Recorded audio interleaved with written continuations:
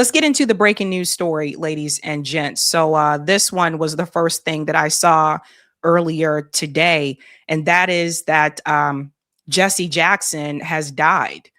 And, people have mixed feelings about Jesse Jackson. I'll be very clear about that. Some people are very happy with the work that he did for like civil rights, even some of his, presidential campaigns. I think he ran twice. Some people are happy about that. And then some people have said that they believe that Jesse Jackson is a Fed, that he was an informant. He was one of the people that were standing there at that motel with MLK when, MLK was assassinated. And there have been people that have said that they felt he played a role in that. I don't have evidence to prove that, but there's some things that I do want to show you about him that you may not be aware of. So let's get into the first clip here, ladies and gents. Again, it was announced earlier today.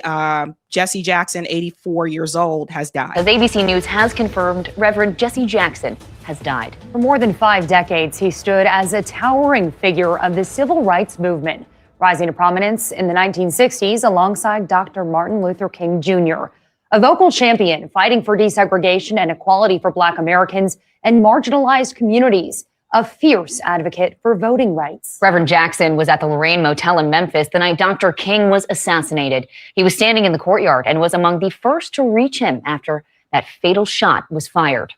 He founded Operation Push, dedicated to improving the economic status of African Americans and disadvantaged groups. A trailblazer and 2-time presidential candidate, he ran for the Democratic nomination in 1984 and 1988. His Rainbow Coalition was designed to form a diverse alliance of African Americans, Latinos, Asian Americans, Native Americans, women, and the LGBTQ community.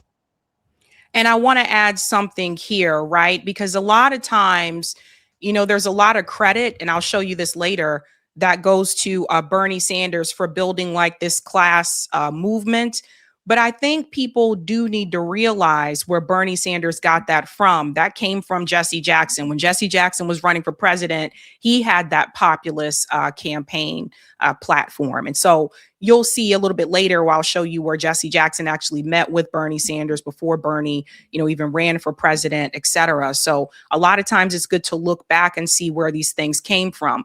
Now, I say that to bring this up as well, because what I did also research is that Jesse Jackson was also trying to push the Democratic Party in a more progressive direction, and that did not pan out. So this whole idea of pushing the Democratic Party, that's not new. People were trying this quite some time ago. Let's continue on.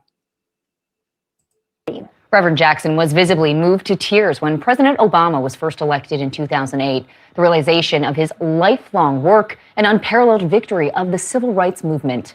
His life was dedicated to civil rights during some of America's most turbulent times. A legacy of steadfast activism, giving a voice to millions and helping reshape the American landscape. Here's ABC's Pierre Thomas with a look back at Jackson's life.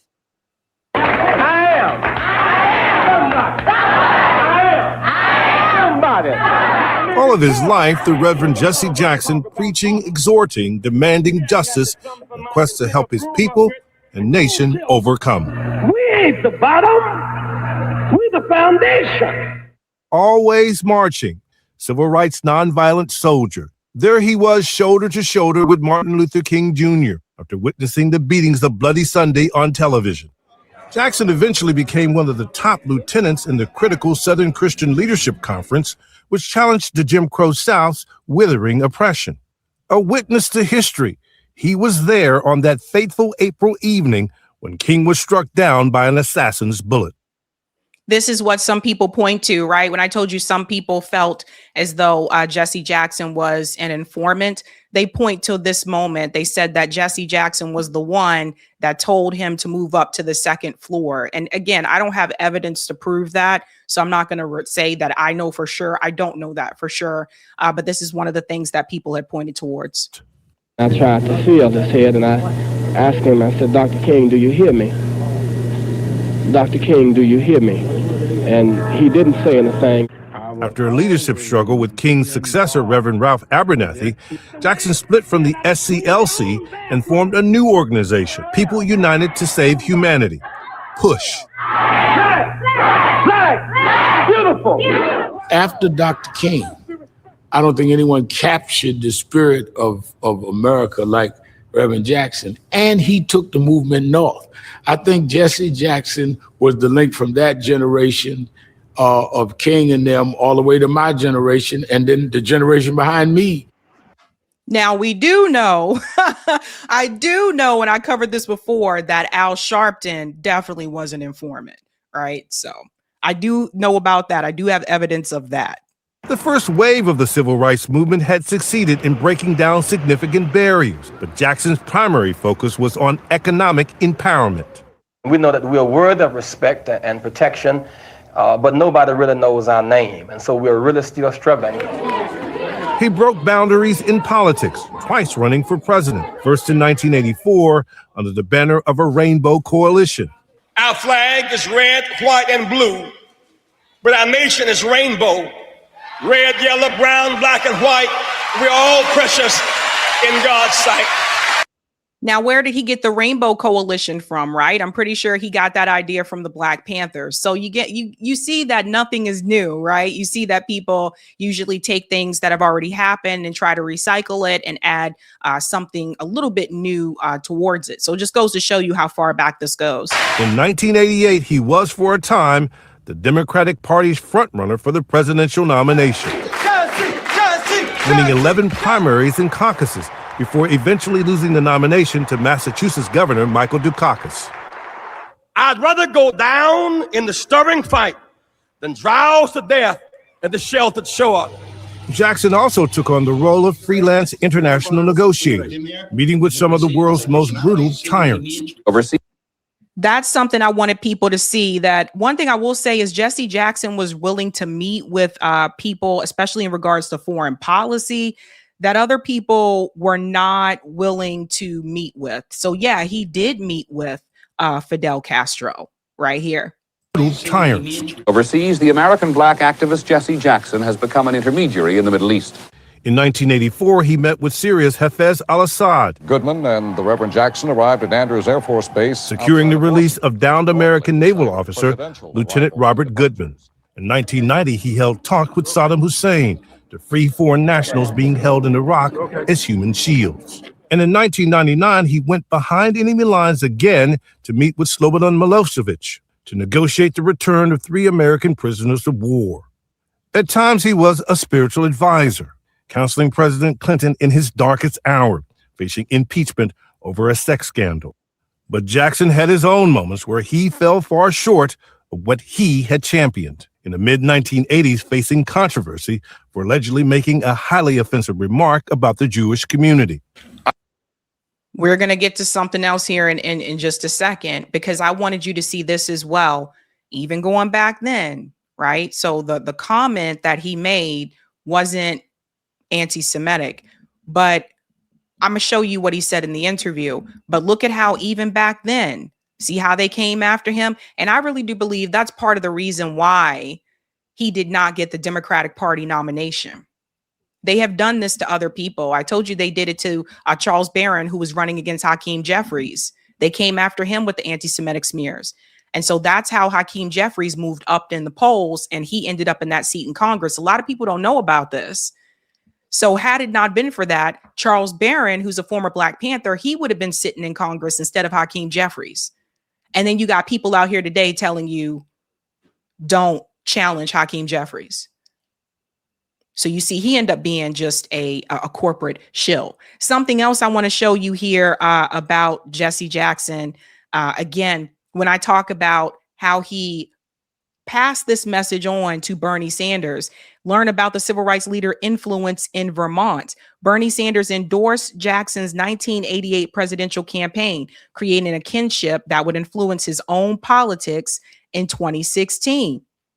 Yeah, this is so important for people to see and to understand. In 1988, Jesse Jackson came to Vermont during his presidential campaign. That's Bernie Sanders there back in the day. Sanders, who was mayor of Burlington at the time, told a crowd of 1,000 people that he was endorsing Jackson's campaign. So people got to realize, like, this is really where Bernie got that from. This idea, this inspiration for Sanders. The pair shared similar ideologies, challenging corporate power and championing issues like universal health care decades before they became mainstream in the Democratic Party. So see, this all goes back. Now, fast forward to 2016, Jesse Jackson ended up endorsing Hillary Clinton, and then he later endorsed Bernie in 2020. Now, this is one of the things that people criticize Jesse Jackson about. You know, I often wonder, like, if he would have endorsed Bernie in 2016, you know, would things have been different? I mean, the DNC cheated anyway at the convention, but I wonder if things would have been a little bit different, you know? But there was just this idea that after Obama, it was supposed to be Hillary Clinton. And I think you guys know how I feel about that. But one thing that Jesse Jackson was right on when it was, I would say, more so controversial to say at that time, was the issue of Palestine. While more people feel more empowered to say free Palestine today, during that time, when Jesse Jackson said it, he received a lot of ridicule. And this is where some of those comments, they were like, oh, he said this about the Jewish community. Listen to what Jesse Jackson actually said. You offended the Jews, and about you were sick and tired of hearing about the Holocaust. To say that when we're not sick and tired of hearing about black lynchings in the South and so on, I mean, we're still sympathetic. And what incredibly bad timing. After visiting the Holocaust site, the tour guide asked me, how did I feel about it? I said, one has to have a sense of tragedy. And I think it's real tragic. I said, and the phrase that many Jewish people use, never again, really should apply to everybody, because all of us should say never again to fascism, because this is the logical conclusion of fascism. So you say, well, you make it sound as if it's just a humanitarian crisis when it's in fact unique. I said, well, as a social scientist, I choose to use the word tragic. He said, but unique. I say tragic. I said, I read Trail of Tears. I know how the Indians were exterminated. 60 million blacks were lost between Africa and America. Other similar situations. And so he became offended because I chose to use the word tragic rather than unique, which reflects a certain hypersensitivity that we must have a new formula in the Middle East that represents more balance in our policy. We must be concerned about Palestinian justice, Lebanon's territorial integrity protected, and normalized ties with the Arab world. That must not be considered offensive. When quotes like... So do you see what I'm saying? Back then, they came after him because he was basically saying, like, the Palestinian people deserve a right to self-determination. He also went on to fight for what would become the Jackson plank, which was a push for the Democratic Party to establish that Palestinians needed an independent state. I'll show you who blocked that from coming to the floor in just a second. Because see, history has a way of repeating itself. That come out about the Holocaust and so on. Who would be out to discredit you so by getting that kind of misquote? Well, if it is, as you say, a misquote. Many Jewish people were insulted and outraged by virtue of the fact that we accepted Arafat's invitation to go to Lebanon.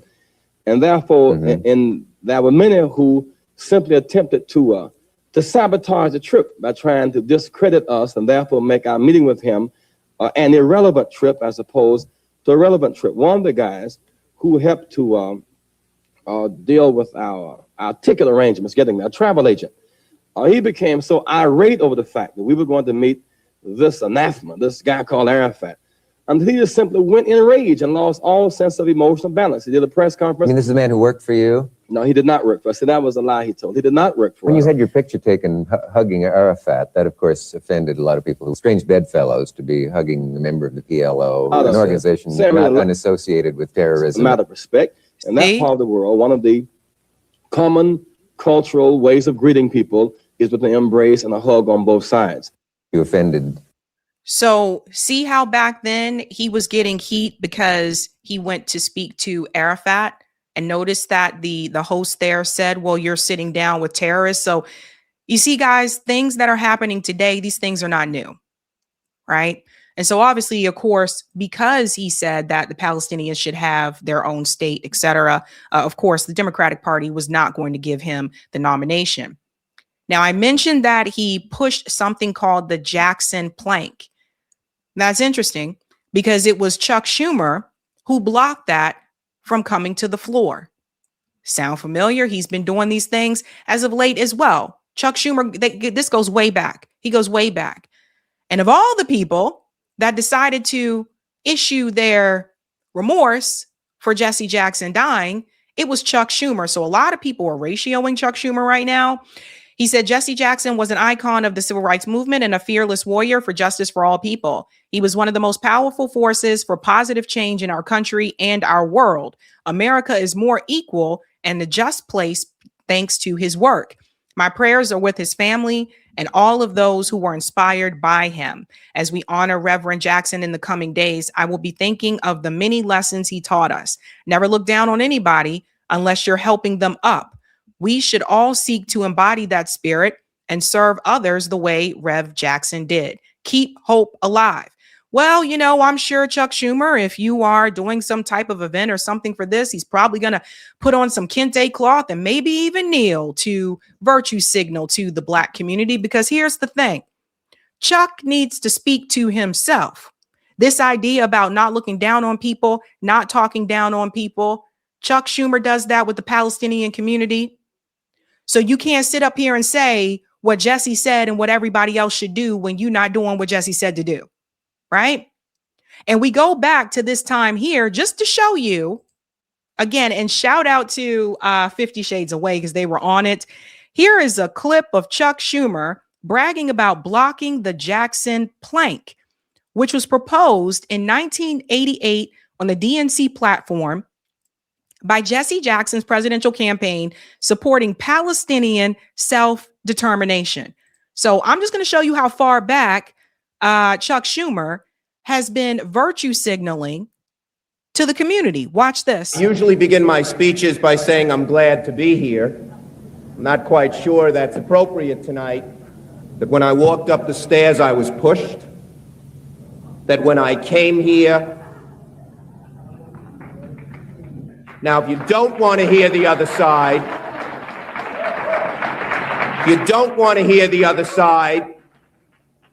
then don't stay in this room. At this point in time, he's speaking to a room of Zionists. So you got to remember things were a little bit different back then. So he's been doing this. Go wait for your candidate and listen to him and make yourself feel good. Okay? If you don't want to listen to the other side, please leave. I may not convert you to my point of view, but I will tell you something. If you believe in your argument, you can withstand very easily the argument from the other side. And so if you can't, then I ask you to leave. Let me remind you the last time I was booed publicly, and this was the last time, was something you all abhorred, because I was the leader in the fight against the pro-Palestinian Jackson plank at the Democratic Convention. And I got up on that platform and I said just what I thought. And certain other states got up and booed my speech. So that just as tonight, the MC had to get up and say, give the man a chance to be heard. Let's always remember what Chuck Schumer said in that New Yorker interview, which is that he is there in Congress to make sure that the left remains pro-Israel. So Chuck Schumer is out there saying all these great things about Jesse Jackson, but notice in that blurb that he put out on Twitter, he didn't tell you that he was the one who actively blocked the Jackson plank, which again was a push for the Democratic Party to acknowledge that the Palestinian people need an independent state. One of the things I can say about Jesse Jackson, again, when you look at the fight inside the Democratic Party, this whole idea of reforming the Democratic Party, that's not new. It didn't start with Justice Democrats. It didn't start with Bernie Sanders. It goes all the way back to Jesse Jackson, who was trying to do the same damn thing. And I think their frustration that they had with Jesse Jackson during that time is that, yeah, he was running for president. So he was, I'm going to pursue the White House. But at the same time, Jesse Jackson was still out there marching with people. I think Jesse Jackson kind of saw change as, this two-way street where it's like you had to have the movement on the outside, but you also had to have people in politics that were going to pass the legislation. And he was doing both. Like I said, people have their issues with Jesse Jackson. Some people don't agree with some of the things that Jesse Jackson did. Some people, like I said, still feel as though he was a Fed informant. I don't have evidence that he was an informant. But the thing is that had it not been for Jesse Jackson pushing for the things that were needed on the outside, say he didn't participate in any more marches and he just hung that up, he could have easily been the Obama, but he wasn't willing to do that. And he wasn't willing to take money from the Israel lobby. He wasn't willing to bend the knee to Israel. So the Democratic Party found another puppet to do that. And that's where Obama comes in. So I think that these are things that are important for people to know. And like I said before, I think a lot of times people just don't know all of the history. So when you look at that platform that he was running on, that populist platform, again, that wasn't new when Bernie Sanders did it. But the Democratic Party, which is supposed to be an opposition party to the Republican Party, when you bring up the worker issue, the working class issue, and all that stuff, you realize that they're not an opposition party. At the end of the day, the Democratic Party is its own worst enemy. And that's how you end up with a Trump. So rest in peace to Jesse Jackson. And yeah. Hey guys, this was a Sabby clip. If you like what you saw, hit that like button and subscribe.